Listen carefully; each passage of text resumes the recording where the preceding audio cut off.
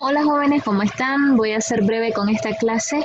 Vamos a revisar rápidamente los fármacos antiasmáticos y los fármacos que se utilizan para EPOC. Esta clase está dividida en dos, muchachos.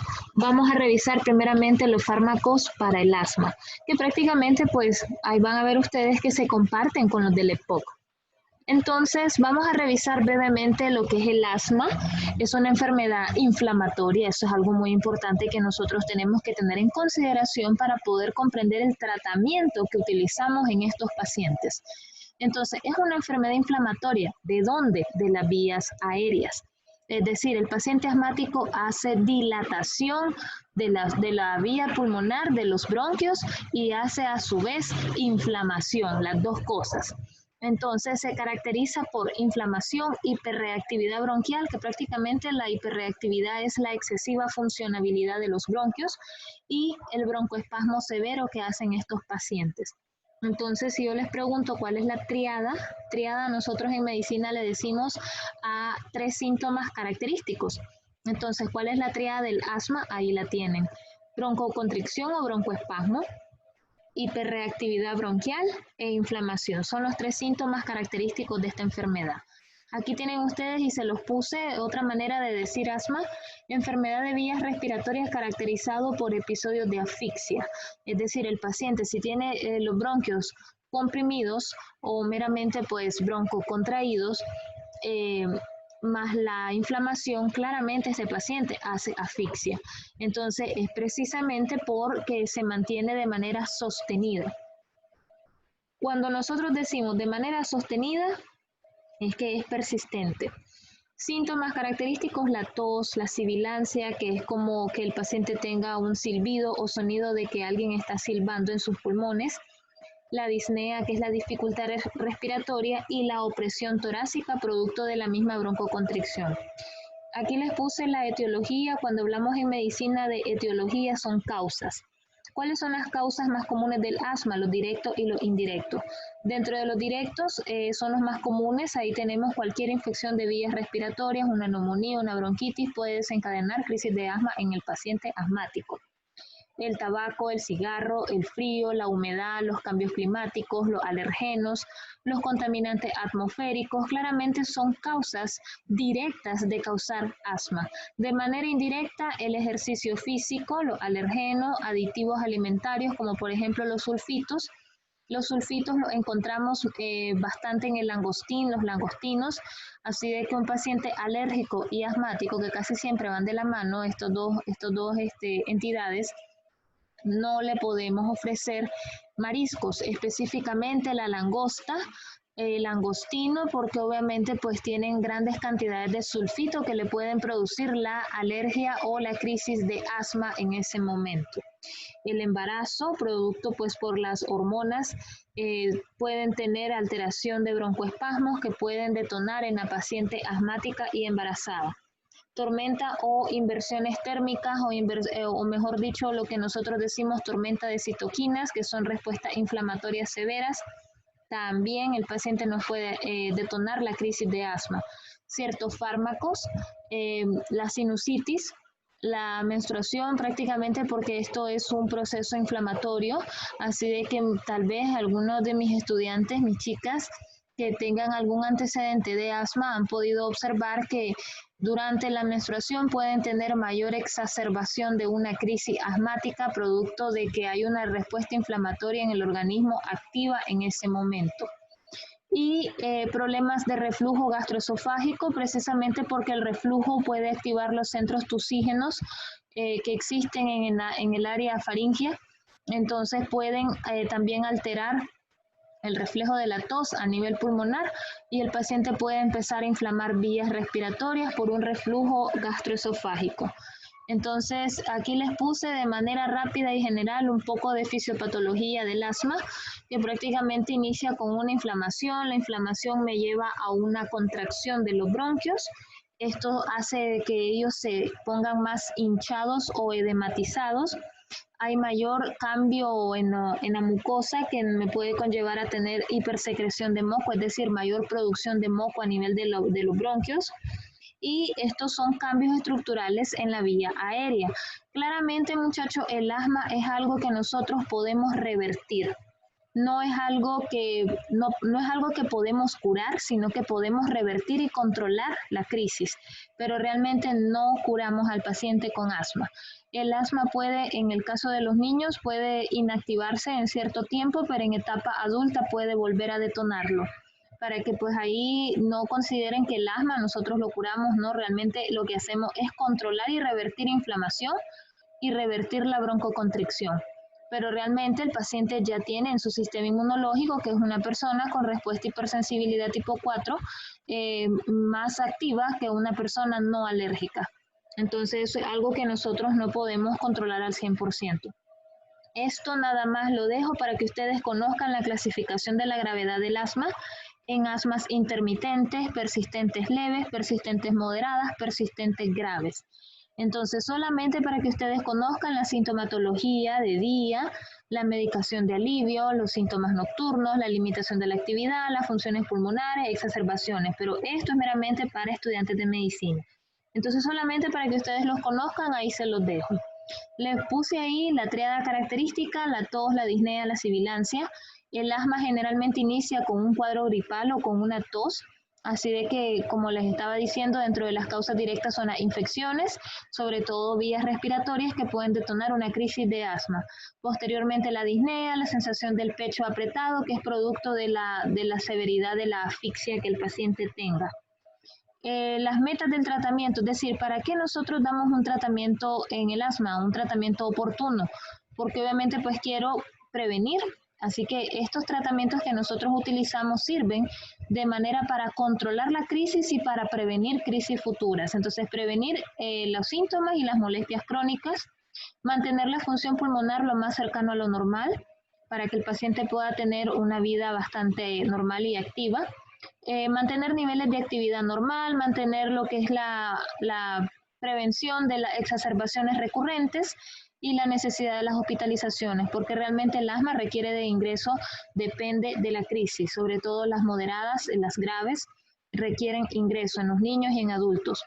Hay que proveer de farmacoterapia óptima, es decir, que hay que dar la medicación correcta, con o sin mínimo efectos colaterales. Es decir, aquí vamos a estudiar también los esteroides y sépanlo, los esteroides no lo podemos utilizar a largo plazo, sobre todo en los niños, porque pueden perfectamente causar retraso de crecimiento. Entonces, por eso ahí les puse ese último objetivo. Hay que dar tratamiento óptimo, pero evitar los mínimos efectos colaterales que puede enfrentar el paciente. Otra cosa importante, aquí les dejo cómo nosotros evaluamos la exacerbación. Cuando nosotros hablamos de exacerbación son las crisis. Entonces tenemos crisis leves, moderada, grave y la parada respiratoria inminente. ¿Qué tipo de sintomatología nosotros vamos a categorizar según el cuadro de asma? Ahí lo tienen, pero esto no se lo voy a preguntar, esto es para médicos. Los fármacos, aquí sí, una vez que ya nosotros conocemos qué es el asma, sintomatología característica, causas o etiología, vamos a hablar de fármacos. ¿Qué tipo de medicamentos utilizamos para el asma, muchachos? Utilizamos broncodilatadores de la gama que ustedes ya conocen, es decir, de los beta bloqueantes. Por ejemplo, cuando nosotros estudiamos en fármaco 1 lo que es el salbutamol, el bromuro de ipratropio, que pues, ese es un colinérgico. Entonces, cuando nosotros hablamos de broncodilatadores, hacemos uso de estos mismos. Broncodilatadores más corticosteroides. Como les digo, los esteroides son medicamentos que me sirven como antiinflamatorios. Son más potentes que los AINES, pero claramente estos antiinflamatorios, muchachos, se tienen que utilizar con el debido uso, con mucha responsabilidad, porque los esteroides pueden producir alteraciones como síndrome de Cushing, que prácticamente es producir a aquel paciente edematizado. También los esteroides en el caso de los niños pueden retrasar el crecimiento. Entonces hay que valorar el tipo de asma, el tipo de cuadro de asma que tiene el paciente, la edad, y nosotros valoramos todas esas cosas para poder dar el medicamento más oportuno, evitando efectos colaterales. Y utilizamos antileucotrienos, que es una gama de medicamentos, son cortos. Cuando digo son cortos es que no hay un gran abanico de posibilidades, aquí no tenemos mucho que elegir. pero son muy efectivos, muchachos. Entonces, vamos a revisar los broncodilatadores más comunes que se utilizan en el asma. Hay más, muchachos, pero estos son los que más nosotros utilizamos. La teofilina, el bromuro de ipratropio, el fenoterol, la terbutalina, el salbutamol. Lo que es terbutalina, salbutamol, fenoterol, formoterol, eso ya lo vimos en fármaco 1, para que ahí regresen a revisar directamente pues los mecanismos de acción y los usos que nosotros le damos a estos medicamentos. Sin embargo, vamos a revisar cada uno de ellos en la medida de lo posible, abarcando, ¿verdad?, mecanismo de acción, la farmacocinética y las reacciones adversas. Entonces, la teofilina pertenece al grupo de las xantinas, esa es su clasificación de este medicamento. El mecanismo de acción, ¿qué hace o cómo funciona? Es un agonista del sistema nervioso central. Entonces, si es un agonista, es un estimulante de este sistema, causando broncodilatación. La farmacocinética la podemos utilizar oral, la encontramos en tabletas, la podemos utilizar intravenoso en los casos de emergencia. Puede atravesar la barrera hematoencefálica y la leche materna y la barrera placentaria. Por lo tanto, podemos esperar alteraciones mentales, es decir, dolor de cabeza, confusión, mareos. ¿Por qué? Porque atraviesa la barrera hematoencefálica. Hay que valorar el uso en las pacientes que están dando pecho y en las embarazadas. El metabolismo es hepático y se elimina renal en su mayoría del porcentaje. Las reacciones, como les decía, si atraviesa la barrera hematoencefálica, podemos nosotros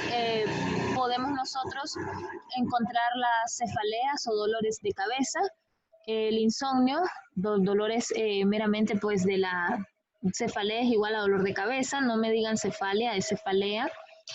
Dolor abdominal, náusea, vómitos, que eso puede suceder cuando la persona tiene intolerancia a este medicamento, y hematemesis, que prácticamente la hematemesis es vomitar sangre.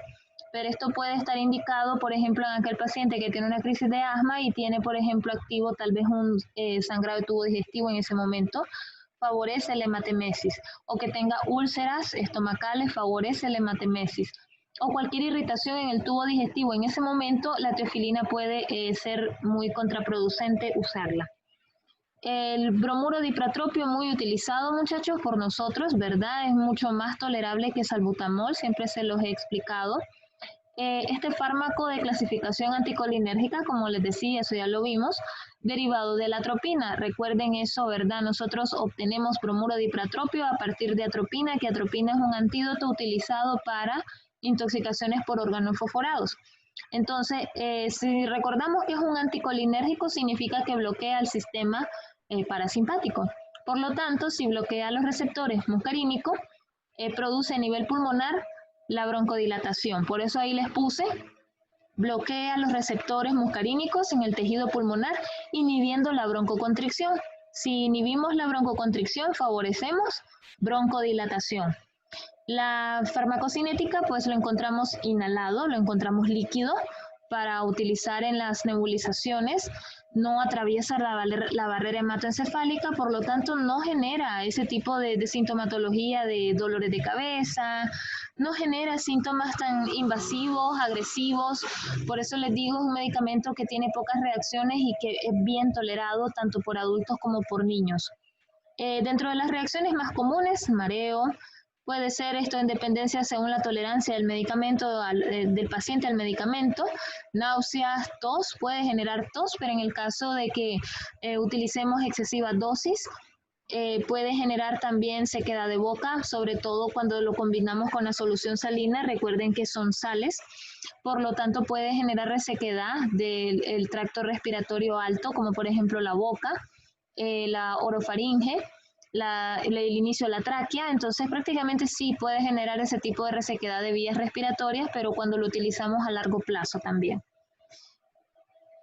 El fenoterol es un fármaco agonista beta-adrenérgico, así que si nosotros decimos agonista, es un estimulante que estimula los receptores beta del sistema adrenérgico, es decir, el sistema simpático. Por lo tanto, si estimula este sistema, vamos a tener en vías respiratorias el efecto broncodilatador que nosotros queremos producir. En la farmacocinética tenemos que pues lo encontramos de manera inhalada, se ha observado una absorción rápida, se metaboliza hepáticamente y se elimina en la orina. Dentro de las reacciones más comunes, la hipotensión, el mareo, la hiperglicemia o aumento del azúcar en la sangre, así que valoramos el uso de fenoterol en los pacientitos, en los niños diabéticos. No lo podemos utilizar, es contraproducente porque podemos generarle más alteración de su azúcar, es decir, más hiperglicemia. Podemos producirle taquicardia, náuseas y temblores. Recuerden el mecanismo de acción, que es un estimulante del sistema simpático.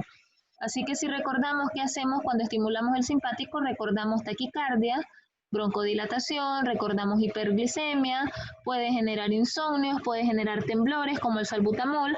Entonces ahí tienen ustedes esa explicación. La terbutalina es un beta-adrenérgico agonista, es decir que estimulamos directamente a este sistema, muy parecido al anterior, estimula los beta-2 y produce la relajación bronquial. Este lo tenemos en mayor gama, lo encontramos inhalado, inyectado, lo encontramos oral. En la imagen de Terburop, que está ahí ahorita que estoy analizando, esta que está acá, es cierto que acá tiene de uso veterinario, pero también de uso para nosotros, para humanos, se puede utilizar terbutalina endovenosa, sobre todo en emergencia. El metabolismo es hepático, se elimina renal o a través de la orina. Las reacciones más comunes, pues lo que es la taquicardia, los calambres musculares, las cefaleas, los temblores.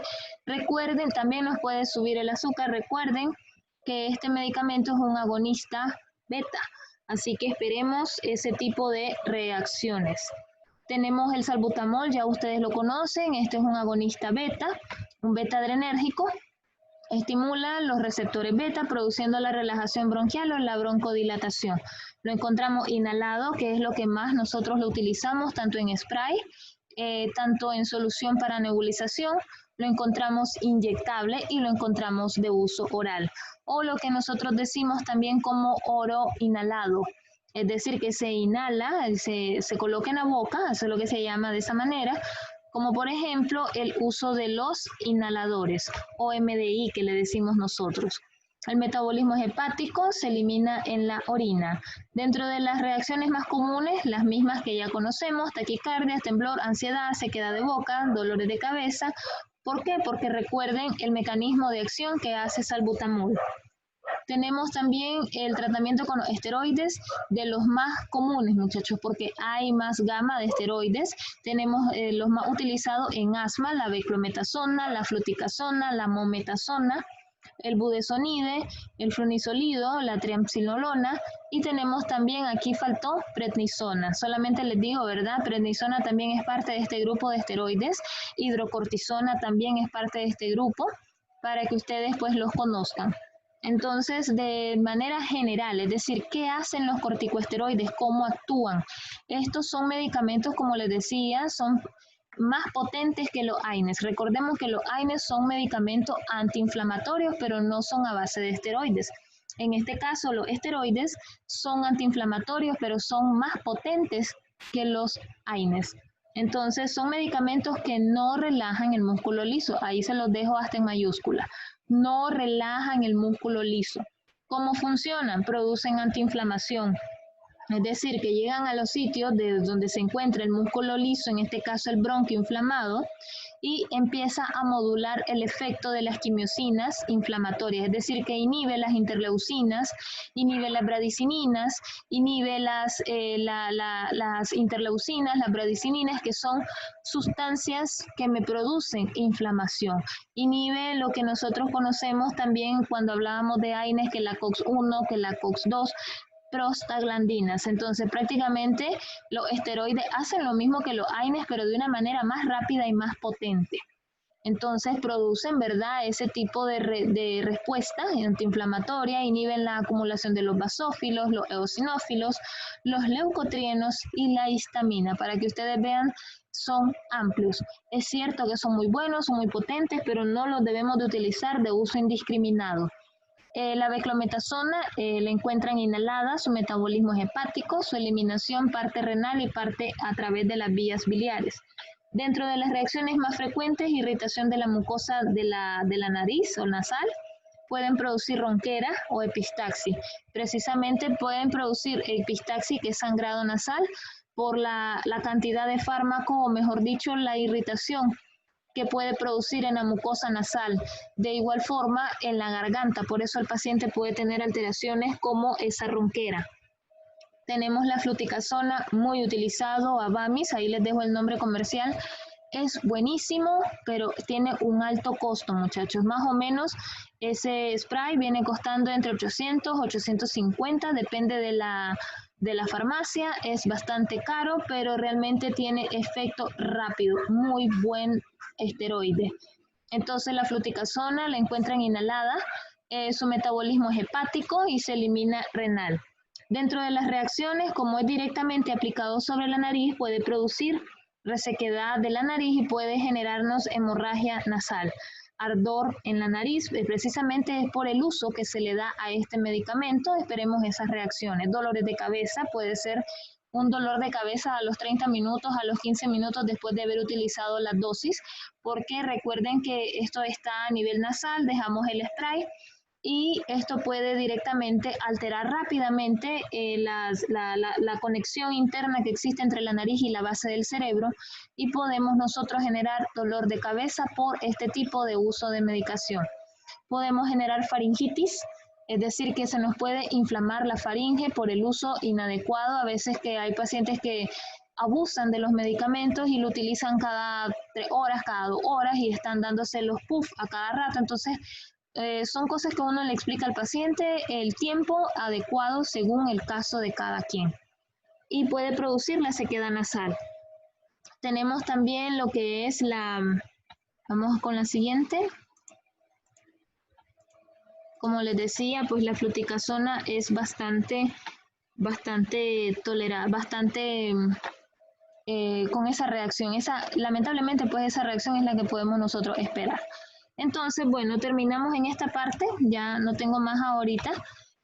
Para la siguiente clase, muchachos, vamos a estar terminando lo que es EPOC. Dejé esta clase en 2 partes, precisamente porque cuando revisemos EPOC también comparte tratamiento. Entonces, para que terminemos de complementar. Terminamos con fluticasona y continuamos para la próxima semana. Entonces, chicos, se me cuidan. Saludos a todos y bendiciones.